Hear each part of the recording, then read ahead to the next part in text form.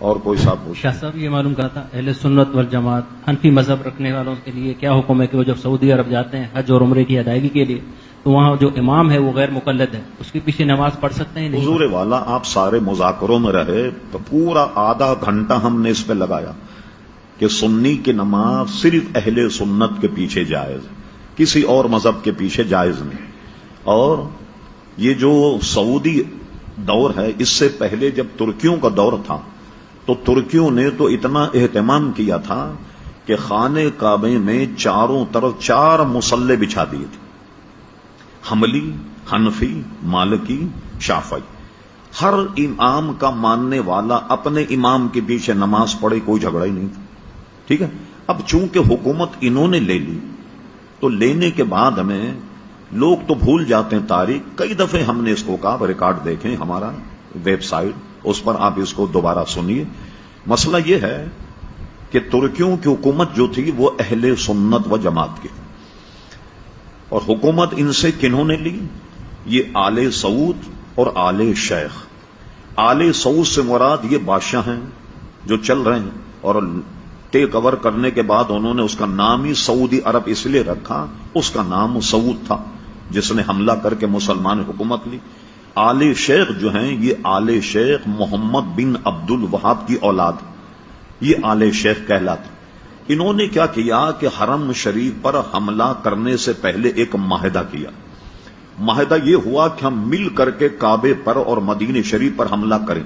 جب ہماری حکومت بن جائے تو یہ ہمارا معاہدہ ہے کہ آل سعود تو ان کے ہاتھ بادشاہت ہوگی، حاکم یہ ہوں گے، اور آل شیخ جو ہیں ساری مذہبی معاملات کو یہ ڈیل کریں گے. ان کی قضات ہوگی، ان کے قاضی ہوں گے، امام ان کے ہوں گے، مدرسے ان کے ہوں گے، محدث ان کے ہوں گے، مفتی ان کے ہوں گے. یہ دونوں میں یہ معاہدہ ہوا، اور اس معاہدہ ہونے کے بعد انہوں نے مدینہ منورہ پر چڑھائی کی، مکہ مکرمہ پر چڑھائی کی.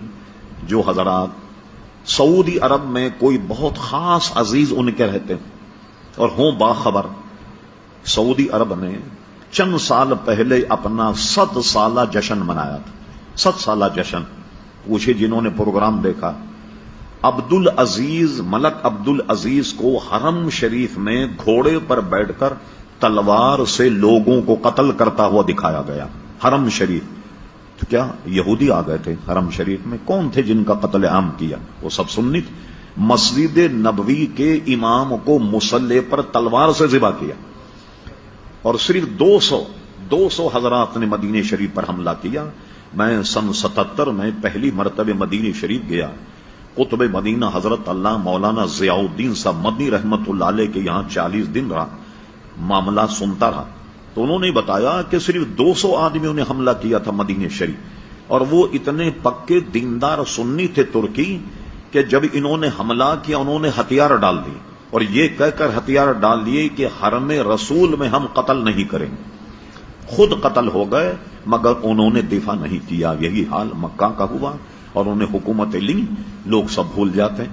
ہوا یہ کہ حکومت لینے کے بعد سب سے پہلا کام کیا کیا انہوں نے؟ یہ بات ہے 1925 کے بعد کی 29 تک اور 30 تک ان کا آپریشن مکمل ہوا. جنت البقیع پر بلڈوزر چلائے، گیتی اور پھاوڑے سے جنت البقیع کے شاندار مزارات اکھیڑ کر پھینکا، اہل بیت کے مزارات اکھیڑ کر پھینکے. سب سے شاندار مزار جنت البقیع میں حضرت عثمان غنی رضی اللہ عنہ کا تھا. اس کے اینٹ پتھر الگ کر کے اس کو زمین بوس کیا. پھر اس کے بعد جناب انہوں نے جنت مالا کا قبرستان جو ہے اس کو زمین بوس کیا. یہ سارے مزارات انہوں نے ڈھا دیے، اور اس وقت کے نزدیک کہتے تھے کہ یہ گنبد خضرا جو ہے یہ صنم اکبر ہے، سب سے بڑا بت. یہ معاذ اللہ گنبد خضرا کو سب سے بڑا بت تصور کرتے تھے، لیکن ان کو وہ شہید کرنے میں قادر نہیں ہو سکے. جب انہوں نے جنت البقیع جنت مالا کو ڈھایا تو یہ اس زمانے کی بات ہے جب مولانا محمد علی جوہر، علامہ عبد الحامد بدایونی، علامہ عبد العلیم صدیقی، ایک صحافی تھے جن کا نام ریاض الحسن ریاض حسین تھا. آج سے کوئی 30 سال پہلے اخبار جنگ میں ان کا انٹرویو چھپا تھا. یہ وہ وقت میں شامل تھے جو ہندوستان سے سعودی عرب میں احتجاج کرنے کے لیے آیا کہ بھئی ہندوستان کے مسلمان وغیر منقسم ہندوستان تھا جیسے پاکستان میں ہندوستان، انہوں نے احتجاج کیا اور احتجاج کرنے کے بعد ان سے سعودی حکومت نے وعدہ کیا کہ ہم یہ دوبارہ بنائیں گے۔ یہ جو آپ ان بزرگوں کے مزار پر کچھ پتھر رکھے ہوئے دیکھتے ہیں کہ جس سے یہ پتہ لگ جائے کہ یہ حضرت فاطمہ کا مزار ہے، یہ حضرت امام حسن کا ہے، یہ اسی وقت کی برکت کہ یہ پتھر لگا کر انہوں نے ایک طرح سے نشاندہی کر دی کہ یہ ان کے مزارات ہیں، لیکن اس کے بنانے کا وعدہ انہوں نے پورا نہیں کیا۔ حضرت خدیجۃ الکبریٰ کا روضہ جنت مالا بہت شاندار بنا ہوا تھا، کسی صاحب کے پاس وقت ہو اس فقیر کے پاس آئیں، وہ تمام آپ کو میں فوٹو دکھاؤں گا کہ جو اس کے ڈھانے سے پہلے جنت بقی جنت مالا۔ اب بتائیے ایسے حضرات جنہوں نے ہزاروں مسلمانوں کو تحقیق کیا، کعبے پر قبضہ کیا، مدینہ شریف پر قبضہ کیا، اب ہم لوگ کہتے ہیں سب بھول گئے، آپ ان کے پیچھے نماز کیوں نہیں پڑھتے؟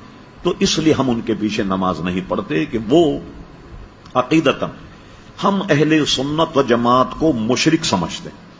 اب بتائیے کہ جو اہل سنت کو مشرک سمجھے کیا اس کے پیچھے نماز پڑھیں گے آپ؟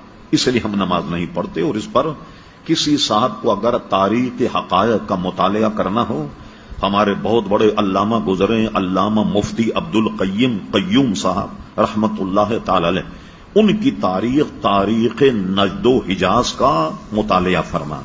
چلیے تو ہم مولویوں کی بات ہے، محمد بن عبد الوہاب کیا تھا؟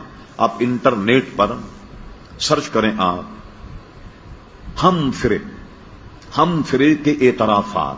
یہ ہم فرے کون تھا؟ 7 جاسوس جنہوں نے سلطنت عثمانیہ کو توڑا، 7 جاسوس، 6 مرد تھے، 1 خاتون تھی۔ تو انہوں نے استنبول میں جا کر کیسا تفرقہ ڈالا، یہ جو بتا رہا ہوں میں آپ کو، ہم فرے، اس نے استنبول میں ایک شیخ کے پاس بیٹھ کر درس نظامی پڑھا، عربی زبان پڑھی اور جاسوسی کی، اور کہتا تھا کہ کبھی بھی کسی کو مجھ پہ شک ہو جاتا کہ جاسوسی کا، میں فوراً عربی بولنا شروع کر دیتا۔ اس نے تو بالکل ننگا کر کے رکھ دیا محمد عبد الوہاب۔ یہ تو ایک غیر مسلم کتاب ہم فرے کے اعترافات کے نام سے، وہ عربی میں بھی چھپی ہے کویت سے، اور کیا کہتے ہیں لندن وغیرہ سے بھی وہ چھپی، جی لندن کے تو جاسوسی تھے۔ یہاں اگر آپ جائیں برٹش ایمبیسی، آپ کو یہاں انگریزی میں کتاب مل جائے گی، وہ یا ہم فرے کے اعترافات، اور اردو زبان میں بھی کسی نے یہاں پاکستان کے کسی پروفیسر نے ترجمہ کیا، کتب خانے جو ہیں چھان بین کیجئے، اس میں آپ کو میں کتاب مل جائے۔ اس نے پورا قصہ محمد نے عبد الوہاب کا لکھا، میں نے اس کو کیسے گمراہ کیا، اس سے مناظرہ کیا کہ شراب حلال ہے، اور یہ ثابت کر دیا کہ شراب حرام نہیں، اور اس کو شراب پلائی۔ پھر اس کے بعد اس سے کہا کہ متا منسوخ نہیں ہوا، اور اس سے منافقوں کے عالم تو بن گیا تھا استنبول، اس سے مناظرہ کر کے اور کہا کہ متا جو ہے وہ منسوخ نہیں ہوا، اور برطانوی خاتون جو تھی جاسوس، اس سے اس کا متا کرایا، اور اس کے حسن و جمال میں اس کو ایسا پھانسا وہ نکل ہی نہیں پایا، اور اس کے بارے میں یہ کہہ کر ہوا بھری، بھائی تو اللہ کا بہت بڑا بندہ ہے، جیسے حضرت فاروق اعظم رضی اللہ عنہ ہیں، اور اللہ تعالیٰ تو اس سے ایسا کوئی کام لے گا جیسا حضرت فاروق اعظم نے لے لیا۔ یہ تو انگریز مورخ کو پڑھ لیں بھائی، اب ہماری بات پر اعتماد نہ کریں۔ ہم فرے کے اعترافات یہ انٹرنیٹ پہ موجود ہے، کوئی سے جو کتاب چھپی اس میں تو ہم فرے نے محمد بن عبد الوہاب کا فوٹو بھی اس میں لگایا، فوجی وردی پہنا ہوا ہے جیسے ہوتے تھے نا وہ خول وغیرہ فوجی لباس، اس میں اس نے فوٹو بھی دیا، اس کو بالکل ننگا کر کے رکھ دیا محمد بن عبد الوہاب۔ یہ ہے آل شیخ، اور وہ آل سعود، اس میں مسلمان سادہ لوگ یہ سمجھتا ہے کہ تو مقدس گھر ہے، اس میں جو امام ہوگا بڑا مقدس ہوگا، مسجد نبوی اس میں جو امام ہوگا مقدس ہوگا۔ ان کارناموں کی وجہ سے ہم لوگ ان کے پیچھے نماز نہیں پڑھتے۔ لمبا ہو گیا سوال، میں کئی دفعے اس کو بتا چکا ہوں، لہذا آپ انٹرنیٹ پہ اس کو ملاحظہ فرما لیں، یہاں پوچھیں گے تو وقت لگے گا، دوسرے سوالات رہ جائیں گے، جواب تو میں سب دوں گا آپ، لیکن وقت لگ جائے گا۔ امام کعبہ اور امام مدینہ کے پیچھے نماز پڑھنے کے وہ چونکہ ہمارے مذہب کے نہیں، ہمارے مسلک کے نہیں ہیں، وہ ہمارے بے شمار ائمہ اور بے شمار علماء کے قاتل ہیں۔ جب انہوں نے مکہ مکرمہ کو ٹیک اوور کیا، مدینہ منورہ کو ٹیک اوور کیا، ہمارے علماء جو سنی تھے سلطنت عثمانیہ، ان کو مسلح پر ذبح کیا، کعبہ شریف حرم شریف میں قتل عام کیا، آپ تاریخ پڑھنا چاہیں علامہ مفتی عبد القیوم صاحب رحمت اللہ علیہ تاریخ ند و حجاز کا مطالعہ فرمائیے، اور یہ بڑی تفصیل سے ہم نے کئی دفعے ہماری سائٹ آپ لکھ کے لے آئی ahlsunnat.net اور اعلیحضرت.net، اس پہ یہی جو سوالات ہوتے ہیں اس میں آپ تلاش کر لیں، تفصیل سے ہم نے اس کا جواب دے دیا۔